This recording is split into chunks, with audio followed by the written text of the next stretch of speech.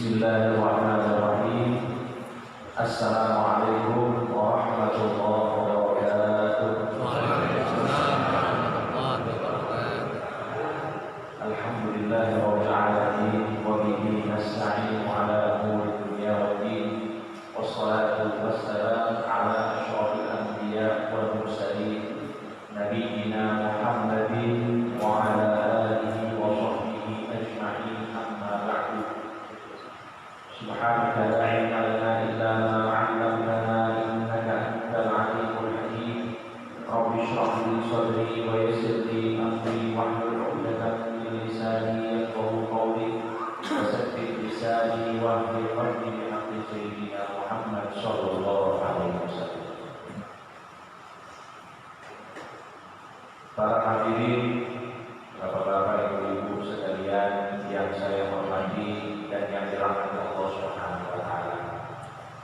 Yang sama-sama kita muliakan para ustaz, para kiai yang hadir pada pagi hari ini. Ada Bapak Tampil Masjid, Bapak Ketua Tampil Masjid, Bapak Ustaz Khairul, dan seluruh para sesepuh yang hadir pada pagi hari ini, bapak-bapak, ibu-ibu sekalian, yang mudah-mudahan duduknya kita di sini membawa banyak keberkahan untuk kehidupan kita. Alhamdulillah, segala puji bagi Allah atas segenap nikmat yang telah diberikan kepada kita, terutama nikmat iman dan nikmat Islam, atau yang kita ringkas dengan nikmat hidayah, yang mana seseorang itu menjadi orang yang beriman, yang berislam, yang bisa taat sama Allah, taat sama Rasulullah SAW, itu merupakan anugerah terbesar yang Allah berikan. Nanti insya Allah kita semuanya termasuk penghuni surga. Amin. Para penghuni surga itu pertama kali mereka memasuki surga, hal yang mereka akan sampaikan saat mereka memandang keindahan-keindahan yang ada di dalam surga yang Allah Subhanahu wa taala. Mereka akan memuji Allah atas nikmat iman dan nikmat Islam. Alhamdulillahilladzi hadana li hadza wa ma kunna linahtadiya laula an hadana Allah. Segala puji bagi Allah yang telah memberikan hidayah kepada kami, yang telah memberikan nikmat iman, nikmat Islam kepada kami. Kalau saja andai kata Allah tidak memberikan nikmat tersebut kepada kami, maka niscaya kami tidak akan beriman kepadanya. Kami tidak akan mungkin taat kepadanya. Maka kita selalu ingat akan agungnya nikmat iman dan Islam ini. Karena semakin banyak kita mengingat, maka semakin banyak kita bersyukur kepada Allah. Semakin banyak kita bersyukur kepada Allah, maka insya Allah kita makin istiqomah di jalan Allah Subhanahu wa taala. Karena nikmat iman ini adalah nikmat, dan rumus nikmat itu semakin kita syukuri, maka semakin dijaga dan ditambah oleh Allah Subhanahu wa taala. Mungkin jamaah pada menanyakan, kita ini kan sudah beriman, kita ini sudah dapat hidayah, terus kenapa harus menambah iman lagi? Kenapa harus menambah nikmat hidayah lagi? Karena nikmat iman ini beda-beda, Bapak-bapak Ibu. Ada yang imannya seperti imannya para sahabat Nabi. Contohnya ada sahabat namanya Sayyidina Abu Bakar As-Siddiq, sahabat dekatnya Nabi Muhammad SAW. Beliau ini dijelaskan oleh para ulama, lauzina imanu Abi Bakri fi kifah. Andaikan imannya Sayyidina Abu Bakar ditimbang di sebuah timbangan, yang mana satu iman Sayyidina Abu Bakar diletakkan di timbangan yang satu, wa iman umat Muhammad sallallahu alaihi wasallam dan iman seluruh umat Nabi Muhammad diletakkan di timbangan yang satunya. Jadi kita bisa bayangkan ada timbangan. Ini kita lihat beratnya iman, bobotnya iman, perbedaan bobot iman. Imannya sahabat Abu Bakar dengan imannya seluruh umatnya Nabi Muhammad SAW. Jadi ini satu banding berapa kira-kira? Satu banding ya miliaran. Bayangkan dari Nabi Muhammad, dari umatnya Nabi Muhammad semuanya 3 hari kiamat. Satu banding miliaran. La roja'a iman. Maka niscaya keimanan sahabat Abu Bakar itu akan mengalahkan semua keimanan umatnya Nabi Muhammad SAW. Ini menunjukkan apa? Bahwa keimanan itu ada perbedaan. Ada orang yang imannya tinggi, ada yang mungkin yang setengah-setengah, ada juga yang imannya lemah. Maka kita itu selalu berharap iman kita dijaga oleh Allah Subhanahu wa taala dan kalau perlu ditambah bobotnya supaya saat beribadah kita itu ringan, saat menghadiri pengajian kita itu semangat. Karena semuanya itu jamaah sekalian yang dirahmati Allah, dorongannya adalah iman. Iman makin kuat maka ibadah makin mudah dan gampang. Untuk itu dakwanya Nabi Muhammad SAW saat di Makkah itu terkait perkara iman. Yang dibahas adalah perkara iman selama 13 tahun kurang lebih atau 12 tahun lebih. Itu pembahasannya kebanyakan tentang iman. Bagaimana menguatkan keyakinan para sahabat Nabi tentang Allah, tentang hal-hal yang akan terjadi setelah dunia ini, tentang hari kiamat, kemudian apa saja yang akan terjadi pada hari kiamat. Itu semuanya menjadi materi dasar yang disampaikan oleh Nabi Muhammad SAW kepada para sahabat untuk membangun keimanan. Setelah itu fase Madinah, baru bicara tentang hukum-hukum. Ketika iman sudah masuk ke dalam hati, maka apapun yang akan diperintahkan oleh Allah, jawabannya cuma satu: sami'na wa ata'na. Kami dengar dan kami patuh. Jadi kita itu perlu menguatkan iman. Salah satunya mensyukuri nikmat. Kita bisa membayangkan jamaah sekalian bagaimana para sahabat Nabi Muhammad SAW ini di Madinah saat setelah hijrah, perintah turun dari Allah Subhanahu wa taala melarang kaum muslimin untuk minum khamar, minum minuman keras.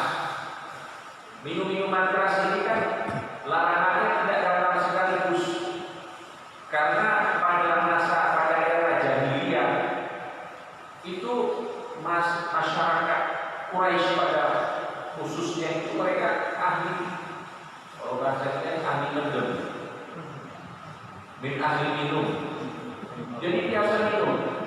Maka turun perintah Allah Subhanahu wa taala, turun larangan Allah Subhanahu wa taala secara berproses. Karena apa? Karena keimanan belum terbentuk. Pertama, bentuknya arahan.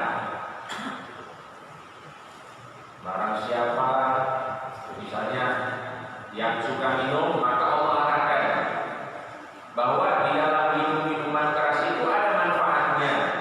Dia ada manfaatnya. Orang kalau minum, mumet, stres itu hilang. Tapi kerusakannya lebih banyak lagi. Itu perintah Allah pertama. Ayat yang pertama terkait minuman keras ini mengarahkan ada kebaikan, ada keburukan, tapi keburukannya lebih dominan. Itu ayat yang pertama. Kemudian turun ayat yang selanjutnya memperkecil lingkup. Lihat ini hukum proses. Bahwa kita di dalam dakwah harus proses, tidak langsung melarang. Jadi berproses. Karena apa? Karena keimanan belum sempurna. Jadi kalau kita bisa bayangkan, andai kata perih atau larangan minum-minuman khamar, minuman keras itu turun di awal diutusnya Nabi Muhammad SAW, pasti tidak ada yang patuh, tidak ada yang mendengar Nabi Muhammad SAW. Tapi karena proses, jadi ayat yang selanjutnya itu turun di saat iman mulai terbentuk, maka diperkecil ruang lingkupnya. Yang mana dulunya minum itu ya di mana saja bisa minum. Sebelum sholat, setelah sholat, kalau saat sholat boleh dulu itu. Ya nggak bisa dibayangkan di mana orang sholat minum batal. Tapi sebelum sholat itu mereka minum. Sampai katanya ada riwayat yang menyebutkan ada sahabat sebelum sholat dia minum, dia jadi imam. Kemudian dia baca surat Qul ya ayyuhal kafirun. Dibaca ini surat Qul ya ayyuhal kafirun, tidak ragu-ragu Pak. Qul ya ayyuhal kafirun la a'budu ma ta'budun wa la antum 'abiduna ma a'budu wa la ana 'abidu ma a'budu wa la antum 'abiduna ma a'budu wa la ana 'abidu ma a'budu wa la antum 'abiduna ma a'budu wa la ana 'abidu ma a'budu. Tidak ragu-ragu. Karena apa? Ragu. Ini salah satu asbab nuzulnya. Maka turun perintah Allah, ada orang-orang yang sholat sebelum sholat jangan minum.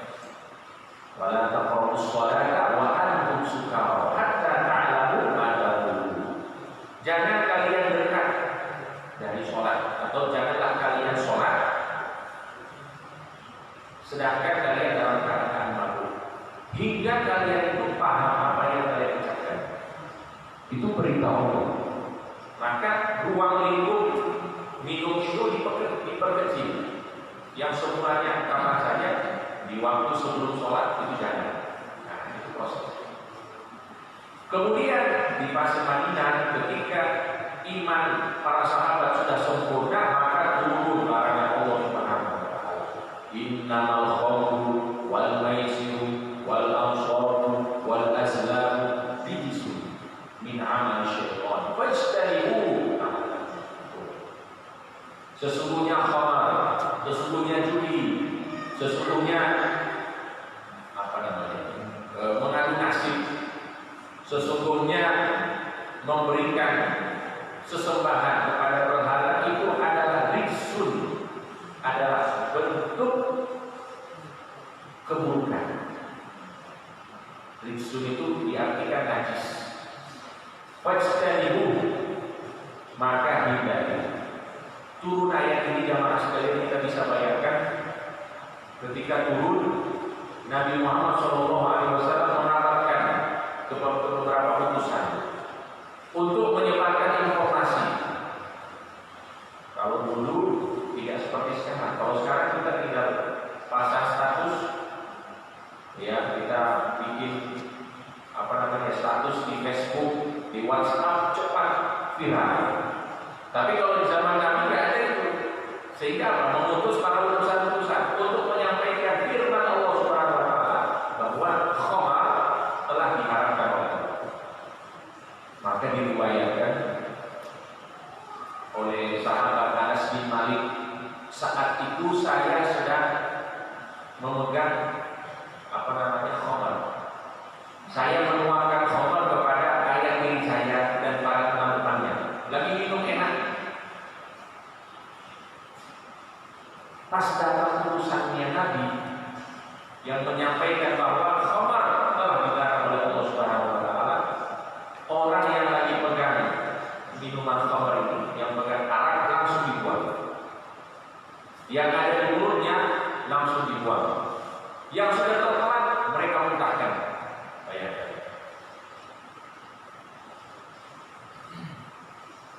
Khamar ataupun arak yang mereka sudah simpan itu mereka tumpahkan semuanya.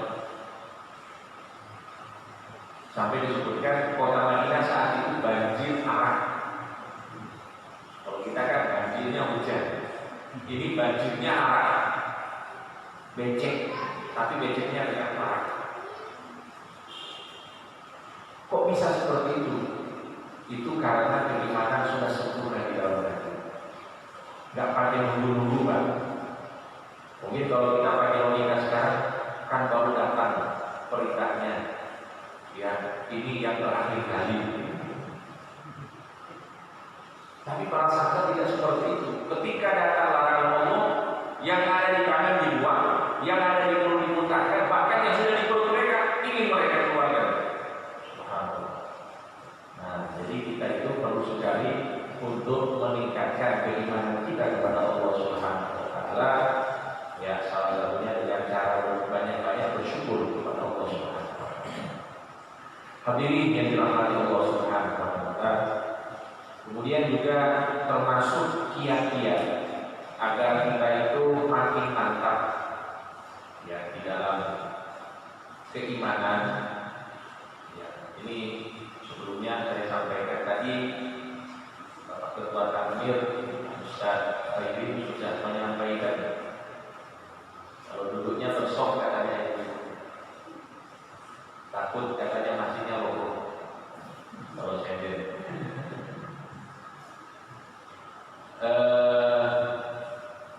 Saya mengingat beberapa hari ataupun bulan pas apa namanya ini ya panas-panasnya corona, masa-masa PPKM itu kan corona awalnya mencekam, kemudian mereda, kemudian mencekam lagi.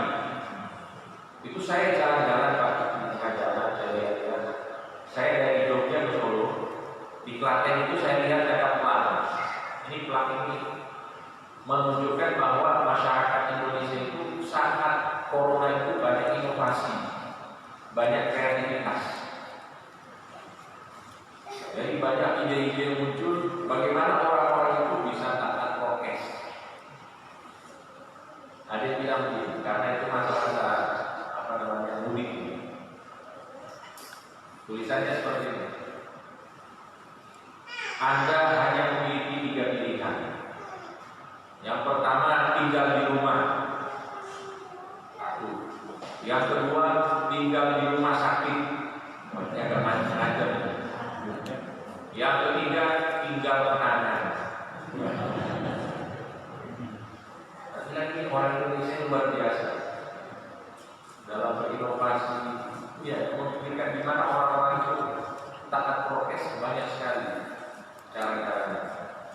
Jadi supaya orang itu tidak banyak di rumah. Tapi alhamdulillah sekarang keadaan sudah seperti yang disebutkan tadi, new normal.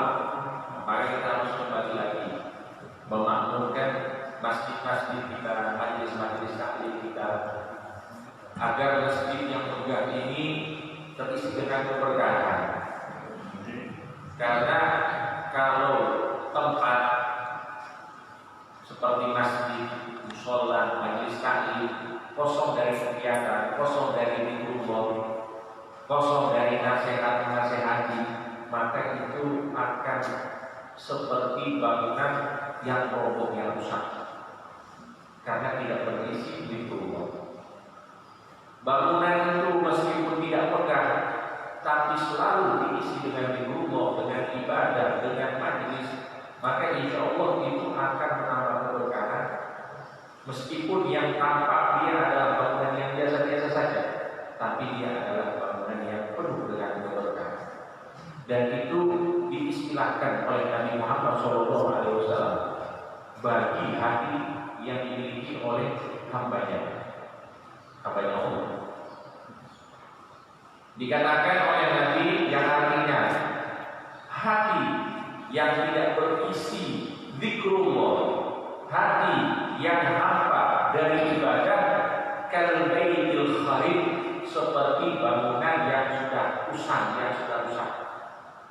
Jadi kalau hari-hari kita itu kosong, yang kita pikirkan dunia terus dari hari Senin sampai hari Senin lagi, pikirannya pekerjaan terus, tidak ada bagian untuk memikirkan Allah, tidak ada pikiran untuk nutrisi keimanan, tidak ada pikiran untuk menambah ilmu yang mendekatkan kita kepada Allah, maka ini kal baitil kharib, seperti rumah yang rusak artinya.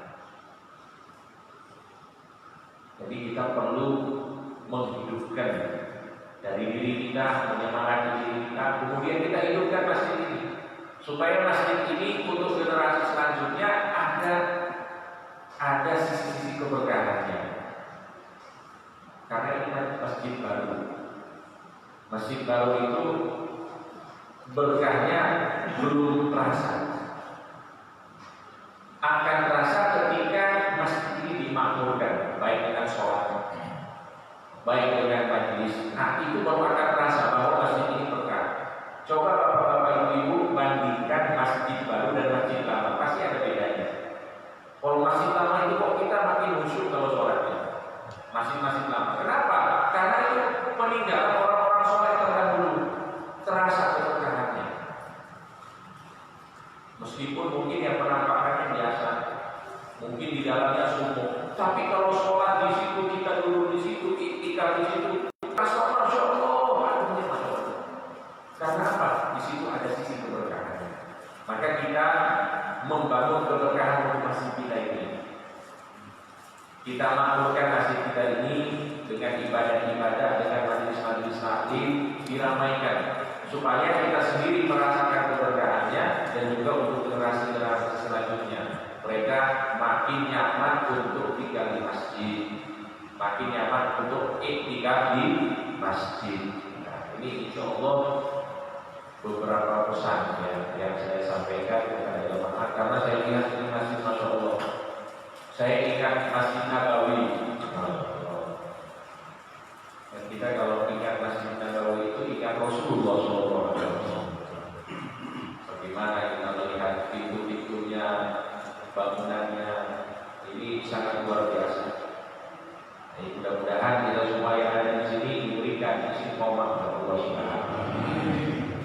Mudahkan untuk selalu ikhlas di dalam Allah Subhanahu wa taala. Amin. Hadirin yang dirahmati Allah Subhanahu wa taala, selanjutnya yang ingin saya sampaikan bahwa hidup di dunia ini pada hakikatnya adalah ladang untuk kita agar kita menuai hasil nanti di akhirat. Dunia ini diistilahkan oleh Nabi mazra'atul akhirah, ladang untuk akhirat. Maka semakin banyak kita menanam kebaikan di dunia ini, maka semakin banyak panen yang akan kita tuai kelak nanti di akhirat. Dunia juga diistilahkan oleh Nabi sebagai tempat yang asing atau tempat merantau. Kun fid dunya ka'annaka gharib aw 'abid sabil. Wahai sahabatku Abdullah bin Umar, hiduplah engkau di dunia ini seakan-akan orang asing, perantau, awal sabil atau orang yang musafir.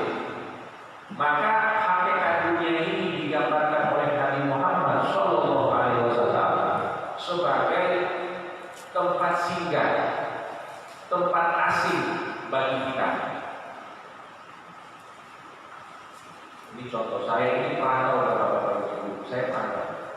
Saya bukan asli Yogyakarta, saya bukan asli Jawa, saya bukan orang Jawa.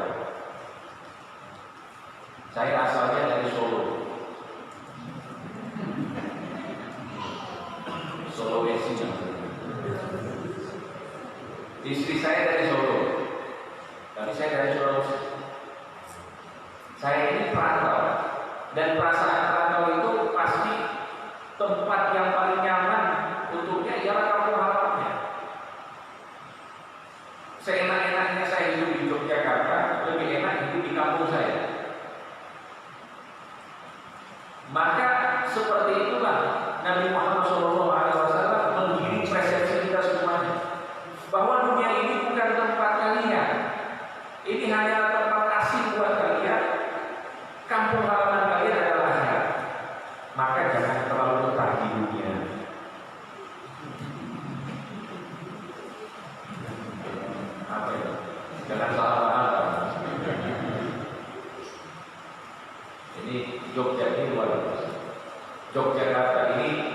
daerah istimewa Jogja. Istimewanya itu saya melihat ada beberapa hal. Karena saya ini termasuk pengamat Bapak-Bapak Ibu, tapi pengamat jalanan. Jadi kayak tadi itu ada tulisan-tulisan di jalan itu saya sering baca. Terus saya mengambil pelajaran dari itu. Jadi kelihatannya kurang kerjaan, tapi sangat luar biasa. Saya lihat di Jogja itu, saya jalan-jalan ke Bandung. Ini kaitannya tadi dengan tidak betah di dunia. Saya jalan-jalan ke Bandung, terus ada persawahan. Di sawah itu ada tulisan larangan buang sampah. Tapi kalimatnya seperti ini: kalau sampean berani buang sampah di sini, saya santet sampean. Gak pernah saya dapatkan satu Indonesia kecuali di Bandung. Orang buang sampah mau disantet, Masya Allah. Terus saya jalan-jalan lagi, masih kaitannya tentang sampah. Saya jalan-jalan ke kota sebelum Progo. Ada toko Progo, ibu-ibu pasti tahu Progo. Toko belanja, para rumah tangga banyak.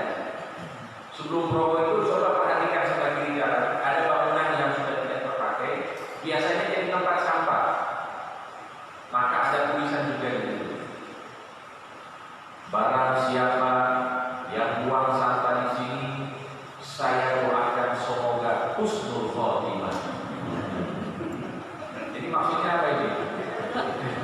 Doa apa ini? Doa semoga husnul khotimah. Tapi aslinya bukan itu. Semoga cuma mati. Jadi kita hidup di dunia ini jamaah sekalian, disampaikan oleh Nabi, kita jadikan dunia ini sebagai tempat asli, bukan tempat tinggal. Kalau ibaratnya Habib Allah Al-Haddad itu beliau menyampaikan, wa ma hadhihi dunya bidai iqamati.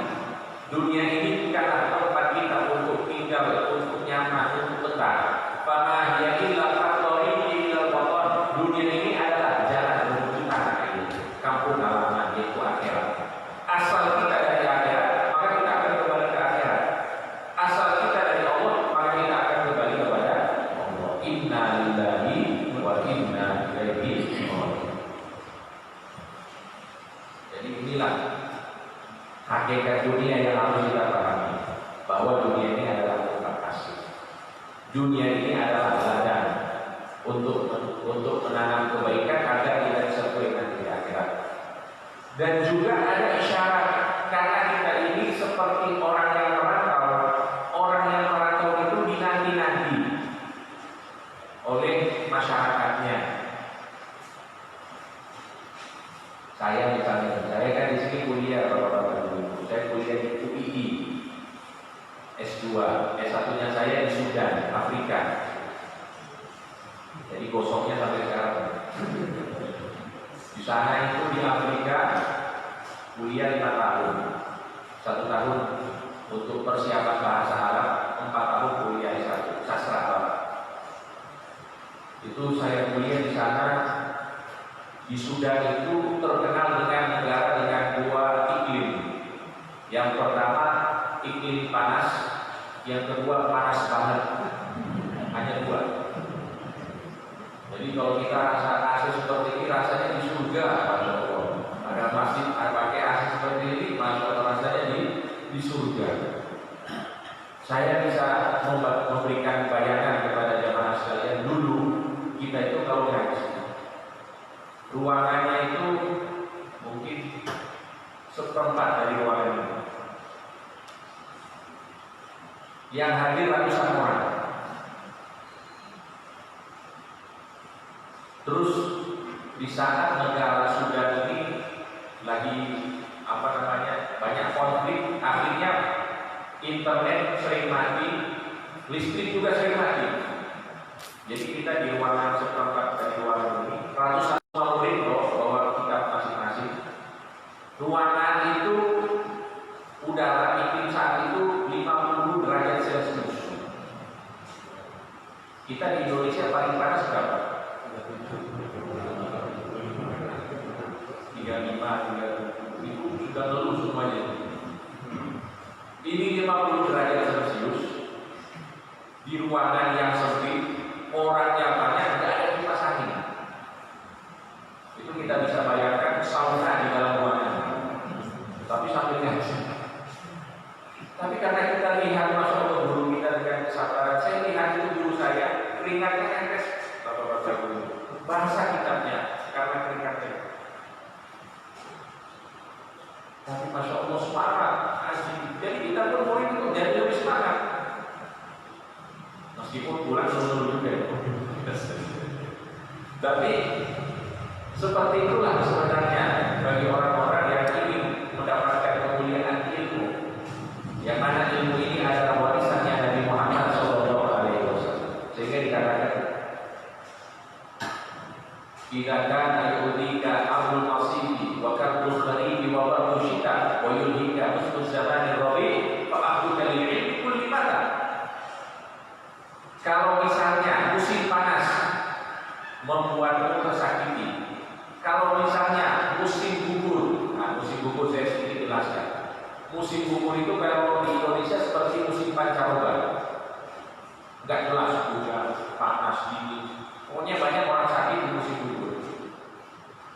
Dan musim gugur menyakitimu. Wabah syita, dan musim dingin menyakitimu. Musim dingin, kalau dingin-dinginnya di sana itu ekstrim juga. Sampai saya pernah, tapi musim dinginnya itu cuma 2 bulan.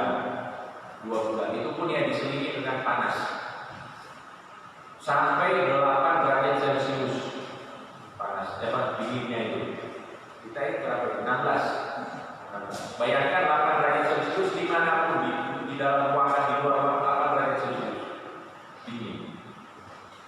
Jadi musim dingin, dinginnya Masya Allah. Musim panas, panasnya Masya Allah. Musim musim gugur, itu banyak yang sakit karena pancaroba. Wa yulhika husnul zamani rabi, kemudian di musim semi. Musim semi itu musim yang paling enak. Musim semi itu kayak musim Indonesia, kayak hidup di Indonesia. Jadi iklimnya nggak panas dan nggak dingin. Itu musim semi. Jadi kalau bapak-bapak, ibu-ibu ingin merasakan musim semi, itu musim yang paling enak. Dan itu setiap hari bapak-bapak itu rasakan di Indonesia ini, Masya Allah. Iklim tropis ini iklim paling enak. Tidak panas dan tidak dingin. Ini Indonesia, Masya Allah. Jadi kita harus banyak-banyak bersyukur. Surga itu dijelaskan oleh Allah Subhanahu Wa Taala kurang lebih iklimnya kayak di Indonesia.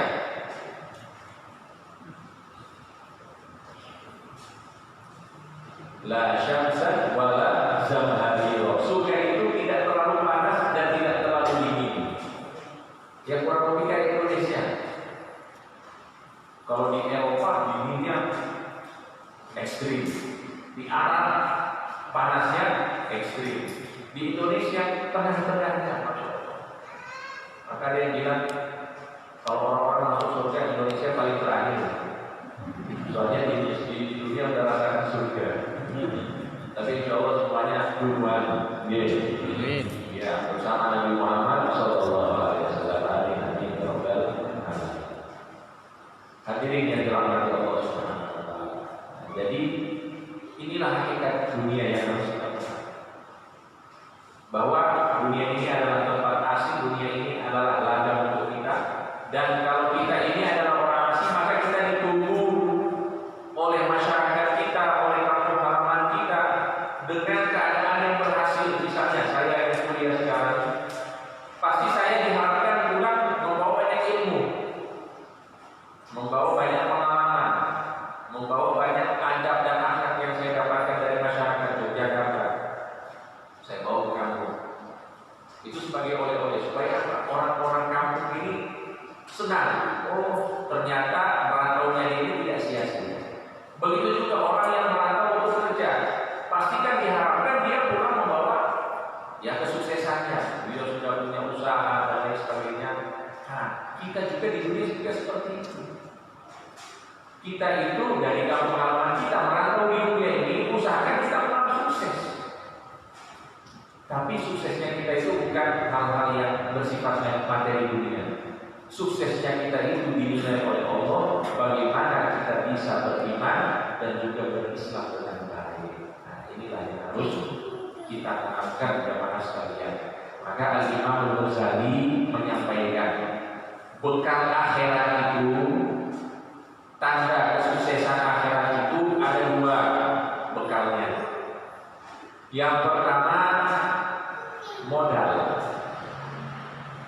Bapak-bapak, ibu-ibu, kalau bisnis modalnya habis, sukses tidak bisnisnya?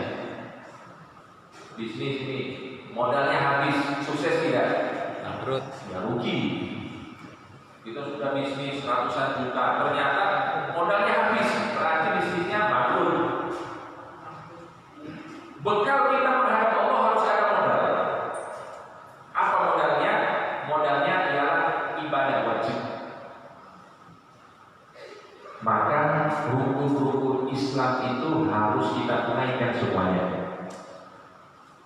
Apalagi yang sudah memiliki kemampuan, ya sholatnya kita tunaikan dengan baik, sholat lima waktu. Kemudian zakatnya bagi yang mampu ditunaikan, puasa di bulan Ramadan kita tunaikan dengan baik, haji di setiap bulan haji itu ditunaikan. Ini modal. Kalau ada orang yang meninggal dunia dalam keadaan dia mampu melakukan semuanya, tapi dia tidak lakukan, maka dia akan rugi, dia akan bangkrut di hadapan Allah. Diberikan kesehatan, diberikan diberikan kekuatan oleh Allah Subhanahu Wa Taala, kesempatan untuk sholat, untuk puasa, tapi tidak mau sholat, tidak mau puasa, maka menghadap Allah dalam keadaan rugi, tidak membawa modal.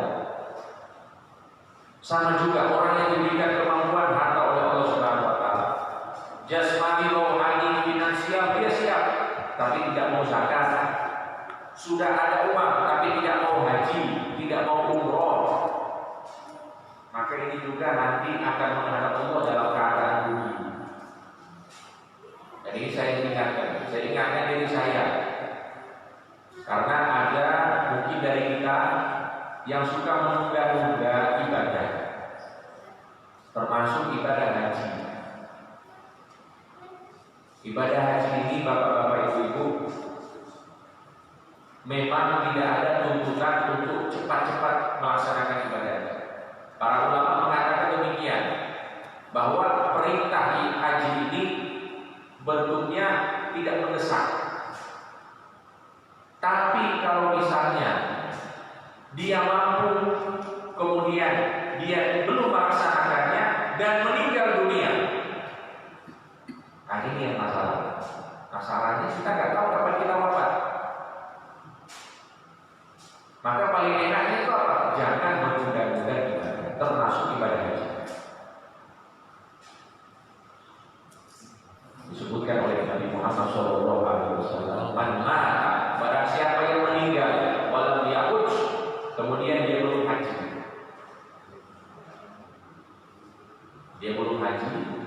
dia meninggal padahal dia mampu untuk berhaji, maka insya'a nasraniyan atau yahudiyan. Monggo kata Nabi, mau meninggal dalam keadaan Yahudi atau meninggal dalam keadaan Nasrani, ada dua pilihan. Nauzubillah ini. Maka kita itu kalau sudah memiliki kemampuan, meskipun sekarang masih masa-masa corona, kalau sudah memiliki kemampuan, kalau saya itu langsung daftar haji. Daftar supaya dapat bangku untuk haji. Untuk mengukurkan kewajiban kita sampai untuk haji, alhamdulillah. Tidak sampai kewajiban kita sudah itu enak. Jadi kata Imam Ghazali, bekal akhirat itu yang pertama modal. Kita harus ada modal. Modalnya itu ialah menunaikan kewajiban-kewajiban kita kepada Allah dan juga menunaikan kewajiban-kewajiban kita kepada makhluk-makhluknya Allah. Apa kewajiban kita kepada tidak menyakiti makhluk Allah, baik dengan lisan ataupun dengan perbuatan kita. Itu minimal kewajiban kita. Kalau kita tidak mampu memberikan manfaat kepada orang lain, maka jangan kita sakiti orang lain. Jangan kita gunjing orang lain. Jangan kita ngerasani orang lain. Apa namanya? Ngerasani paham belum? Paham belum? Ngerasani, membicarakan keburukan orang lain. Hobi atau enggak?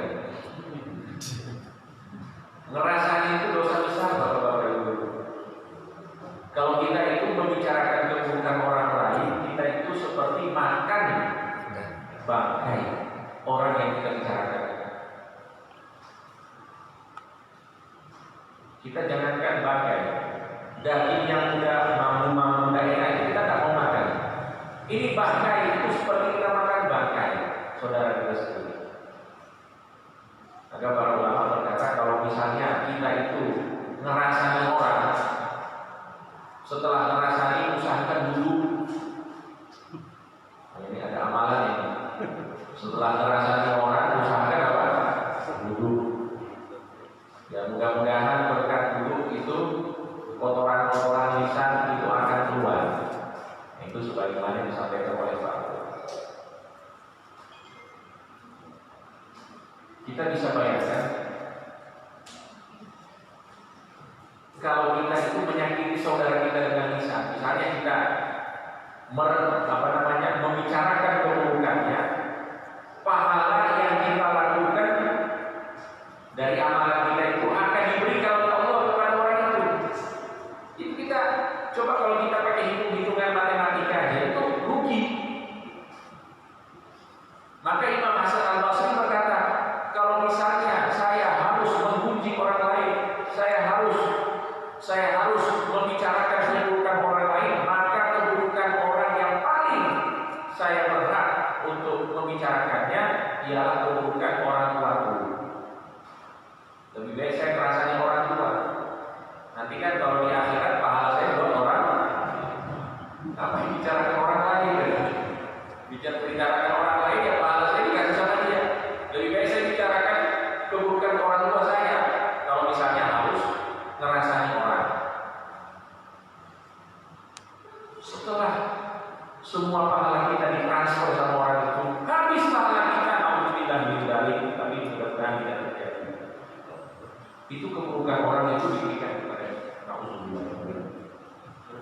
Maka modal utama yaitu menunaikan kewajiban kita kepada Allah dan menunaikan kewajiban kita kepada makhluk-makhluknya Allah.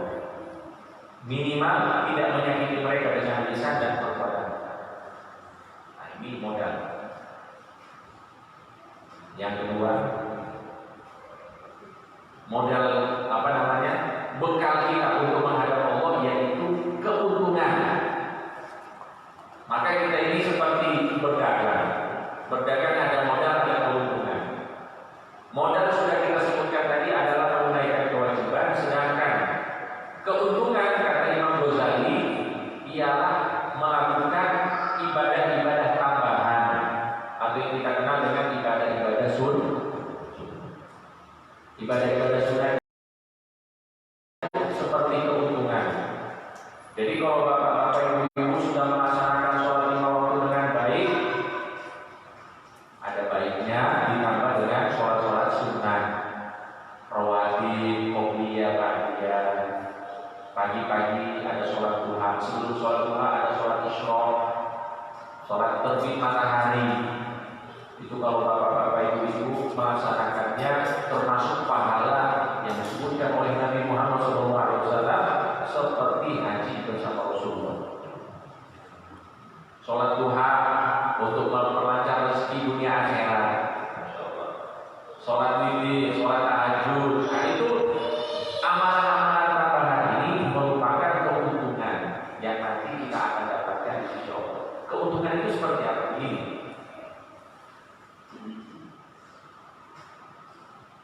Kalau saya itu mengajak untuk Kita semuanya penghuni surga semuanya. Amin ya rabbal alamin. Amin ya Allah. Ini surga, kita masuk ke dalam surga. Kalau kita hanya mengandalkan amal-amal wajib, maka surga kita ya sesuai dengan apa yang kita lakukan. Yang kita lakukan cuma sholat, cuma puasa, zakat, haji. Itu aja yang kewajiban, tidak menyakiti orang lain. Maka kita akan masuk ke dalam surga, kita selamat dari akhirat, dari neraka, masuk ke dalam surga. Tapi kalau ada amalan-amalan sunnah, amalan-amalan tambahan, derajat surga kita itu akan makin tinggi. Nah, itu maksudnya dari keuntungan itu.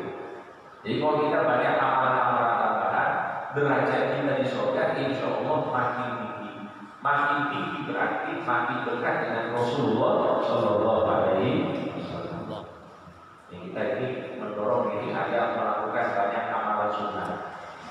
Sholat ada sholat sunnah, puasa ada puasa sunnah, zakat ada zakat sunnah. Apa zakat sunnah? Sedekah, infak.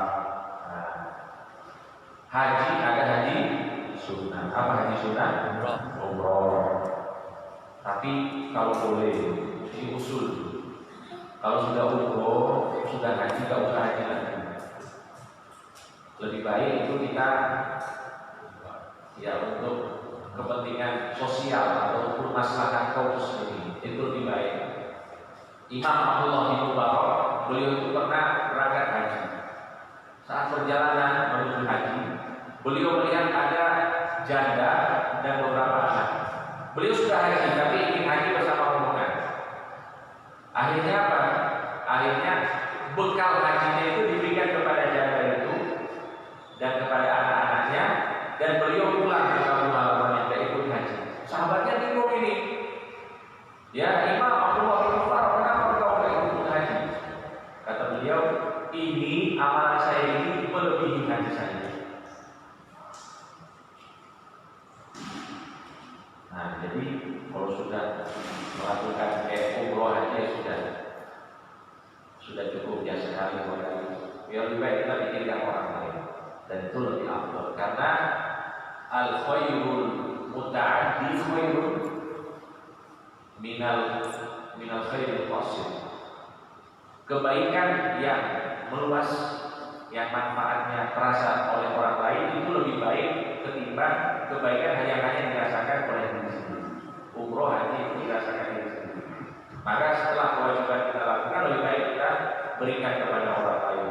Ya, mudah-mudahan para ibu-ibu diberikan rezeki oleh Allah Subhanahu wa taala, misalnya memberikan santunan kepada orang-orang yang tidak mampu, ya, ataupun bisa memberikan kesempatan untuk orang lain merasakan ziarah ke Baitillahil Haram, bisa haji, bisa umroh, berkat para ibu sekalian. Hadirin yang dirahmati Allah Subhanahu wa taala. Jadi dua hal ini harus kita pahami sebagai bekal kita menghadap Allah.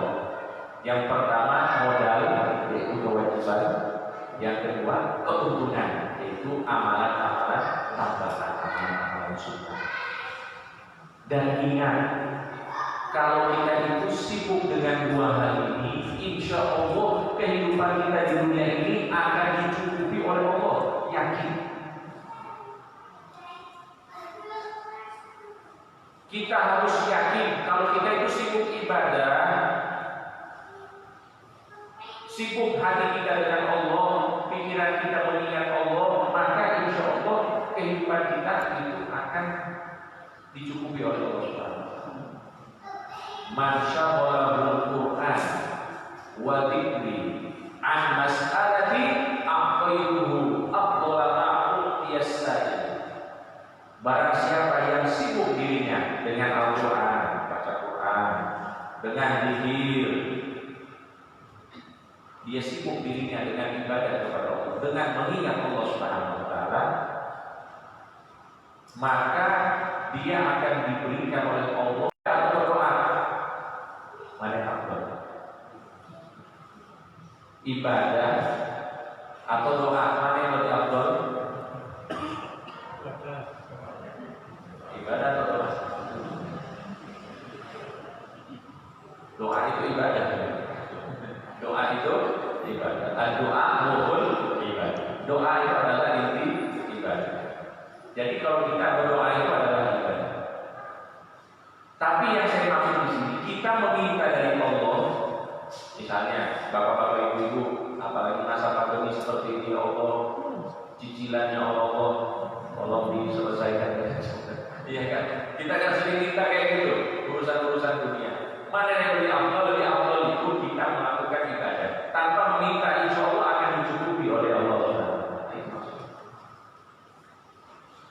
Jadi kalau kita pikir terus amalan sunnah, amalan wajib kita tunaikan dengan baik, insya Allah apapun yang kita inginkan, meskipun tidak kita minta dari Allah, akan diberikan oleh Allah Subhanahu wa Ta'ala. Yang penting sibuk ibadah. Ya, selain kerja yang kita jalani, kita juga harus menyibukkan diri kita dengan ibadah kepada Allah Subhanahu wa Ta'ala. Ini saya kasih kisah penutup untuk jamaah sekalian.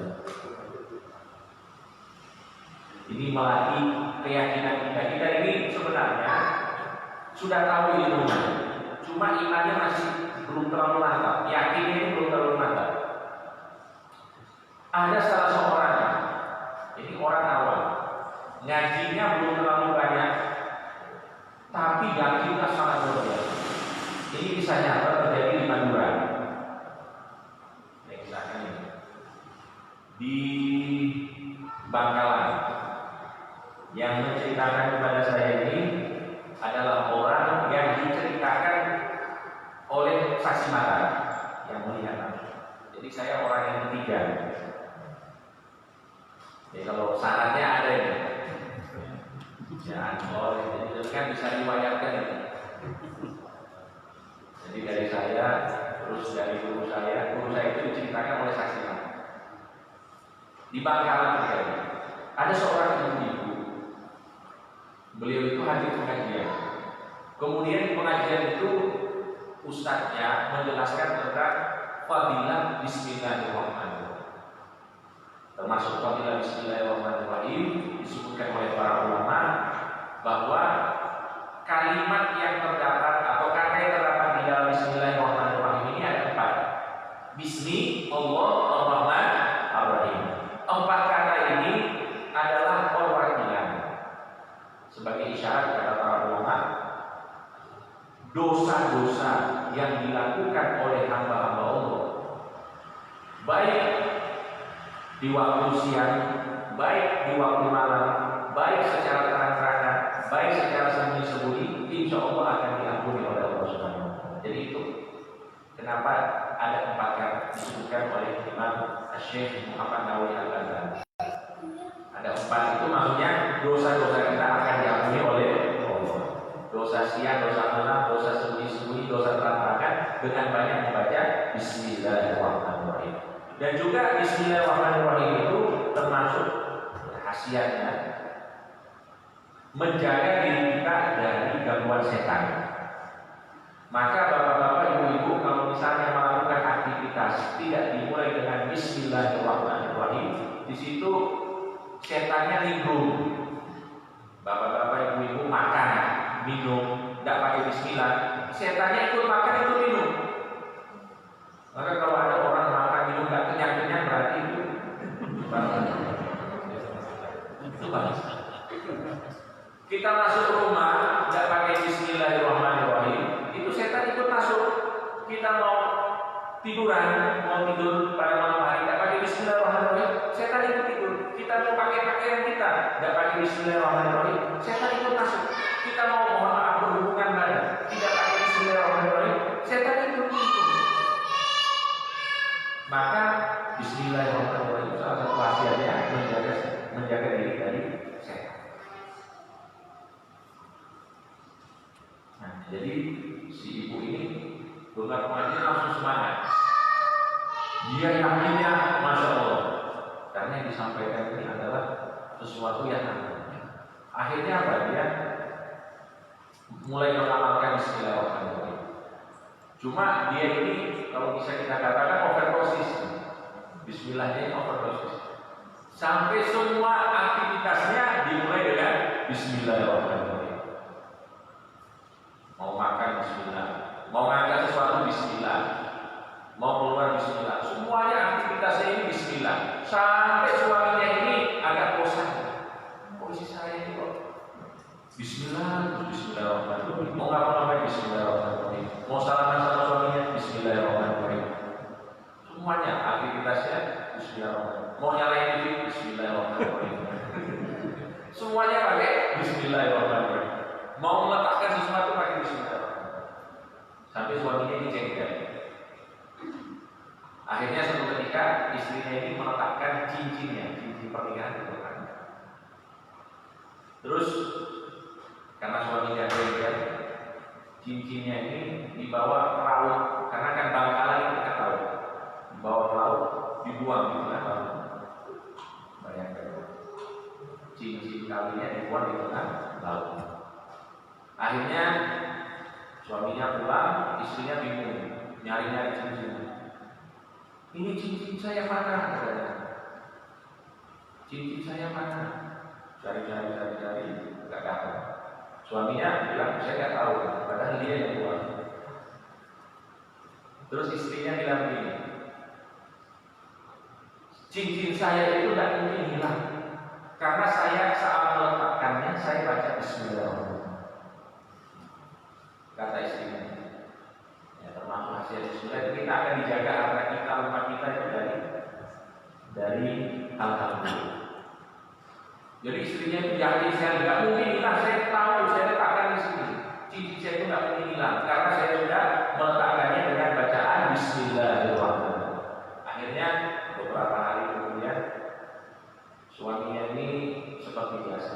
Ya perkara itu sudah dilupakan, belanja, kemudian bawa belanjaan, istrinya masak. Saat makanan disajikan, mereka makan bareng. Ternyata saat makan itu suaminya makan kok mendapatkan sesuatu yang gak enak, keras.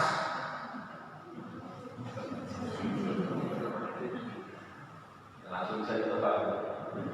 Itu ternyata ikan yang dibeli suaminya di pasar itu ada cincin istrinya.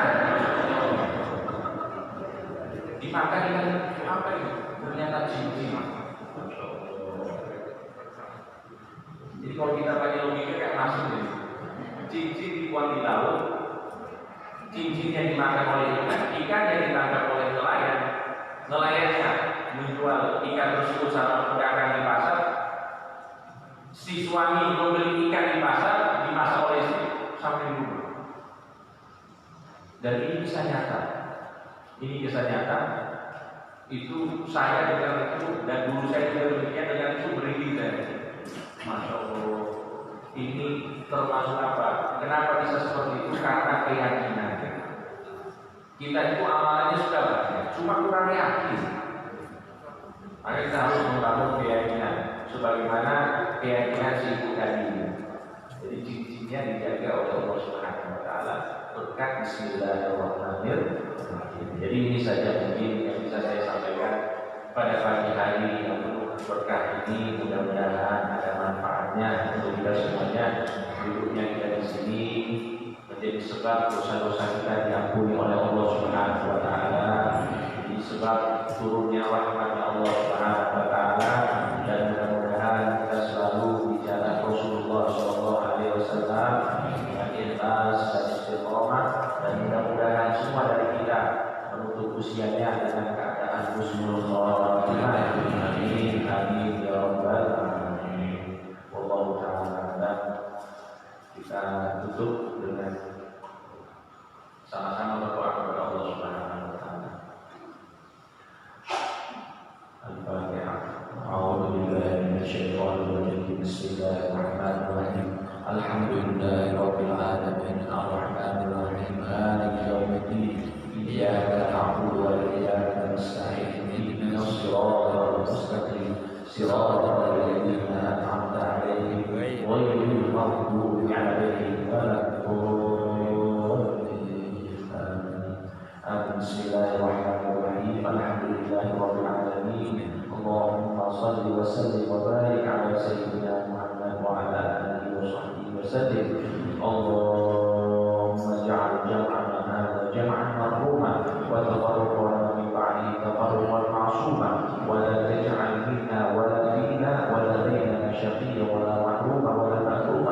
برحمتك يا أرحم الراحمين يا أكرم الأكرمين. اللهم اغفر لنا ذنوبنا ولوالدينا وارحمهم كما ربونا صغارا، ولجميع المسلمين والمسلمات والمؤمنين والمؤمنات الأحياء منهم والأموات برحمتك يا أرحم الراحمين. اللهم إنا نسألك العفو والعافية والمعافاة الدائمة في الدين والدنيا والآخرة. اللهم إنا نسألك من خير ما سألك منه عبدك ونبيك محمد صلى الله عليه وسلم وعباده الصالحون، ونعوذ بك من شر ما استعاذك منه عبدك ونبيك محمد صلى الله عليه وسلم وعباده الصالحون. ربنا هب لنا من أزواجنا وذرياتنا قرة أعين واجعلنا للمتقين إماما. اللهم إنا نسألك حسن الخاتمة ونعوذ بك من سوء الخاتمة. ربنا هب لنا من الصالحين، ربنا هب لنا من الصالحين، ربنا هب لنا من الصالحين. ربنا آتنا في الدنيا حسنة وفي الآخرة حسنة وقنا عذاب النار. صلى الله على سيدنا محمد وعلى آله وصحبه وسلم. سبحان ربك رب العزة عما يصفون والسلام على المرسلين والحمد لله رب العالمين. الفاتحة.